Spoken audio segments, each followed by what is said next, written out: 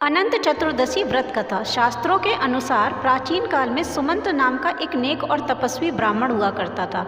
उसकी पत्नी का नाम दीक्षा था। उसकी एक परम सुंदरी धर्मपरायण कन्या थी जिसका नाम सुशीला था। सुशीला जब बड़ी हुई तो उसकी माता दीक्षा की मृत्यु हो गई। पत्नी के मरने के बाद सुमंत ने कर्कशा नामक स्त्री से दूसरा विवाह कर लिया। सुशीला का विवाह ब्राह्मण सुमंत ने कौंडिन्य ऋषि के साथ कर दिया।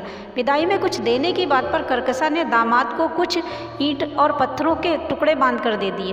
कौंडिन्य दुखी होकर अपनी पत्नी को लेकर अपने आश्रम की ओर चल दिए, परंतु रास्ते में ही रात वे नदी तट पर संध्या करने लगे। सुशीला ने देखा वहां बहुत सी स्त्रियां सुंदर वस्त्र धारण कर किसी देवता की पूजा कर रही थी। सुशीला के पूछने पर उन्होंने विधि पूर्वक अनंत चतुर्दशी व्रत की महत्ता बताई। सुशीला ने वहीं उस व्रत का अनुष्ठान किया और 14 गांठों वाला डोरा हाथ में बांधकर ऋषि कौंडिन्य के पास आ गई। कौंडिन्य ने सुशीला से डोरे के बारे में पूछा तो उसने सारी बात बता दी। ऋषि ने डोरे को तोड़कर अग्नि में डाल दिया। इससे भगवान अनंत का अपमान हुआ। परिणामतः ऋषि कौंडिन्य दुखी रहने लगे। उनकी सारी संपत्ति नष्ट हो गई। इस दरिद्रता का उन्होंने अपनी पत्नी से कारण पूछा तो सुशीला ने उन्हें अनंत भगवान का डोरा जलाने की बात कही। पश्चाताप करते हुए ऋषि कौंडिन्य अनंत डोरे की प्राप्ति के लिए वन में चले गए। वन में कई दिन तक भटकते भटकते निराश होकर एक दिन भूमि पर गिर पड़े।